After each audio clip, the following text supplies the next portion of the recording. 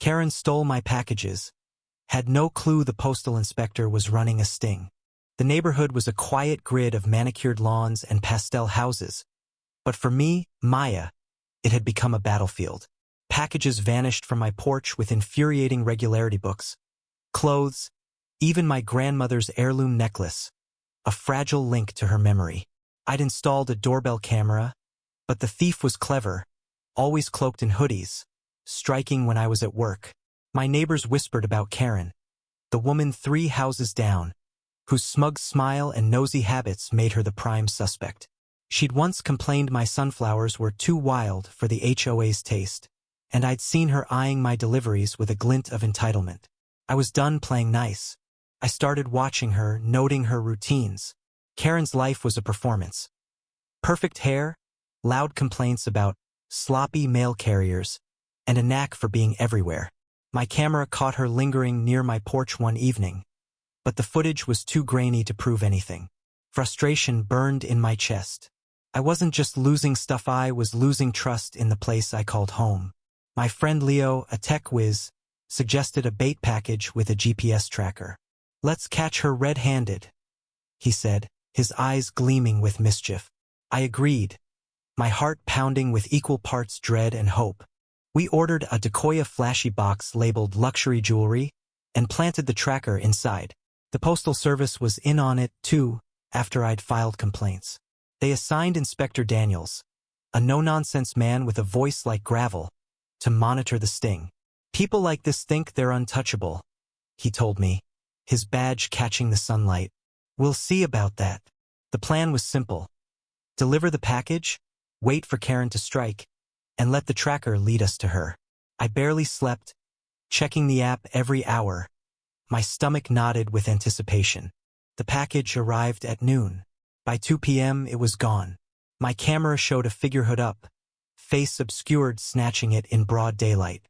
The tracker pinged, moving fast toward Karen's house. My pulse raced as I called Daniels.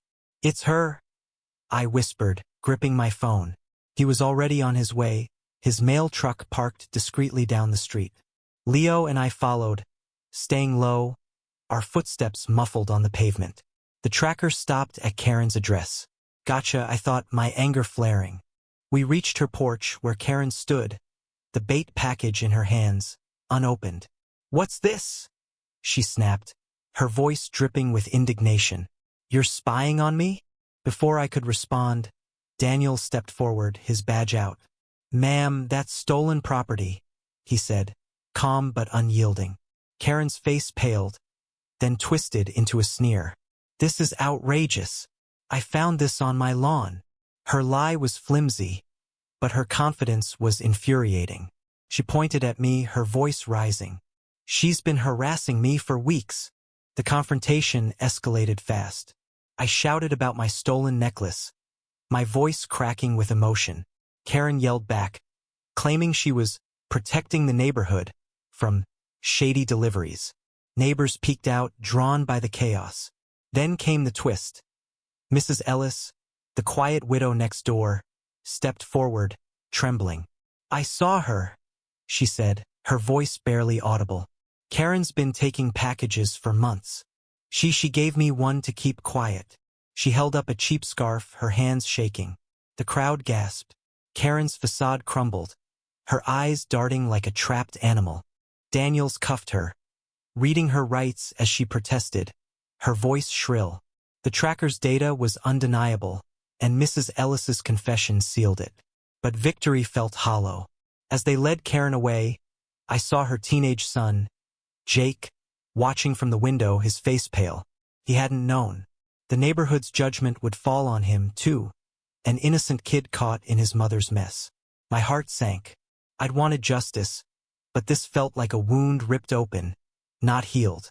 The police found my necklace in Karen's garage, along with a stash of stolen goods. She'd been selling them online, pocketing hundreds. The HOA banned her, and her family moved away, chased by whispers. I got my stuff back, but the necklace didn't feel the same. Every time I wore it, I saw Jake's face, the collateral damage of my crusade. Justice had a price, and it was heavier than I'd expected. Months later, I passed Karen's empty house, the for sale sign weathered and crooked. Mrs. Ellis waved from her porch, her eyes still guilty. I waved back, unsure what to say. The neighborhood was quieter now, but the trust was gone. I'd won, but at what cost?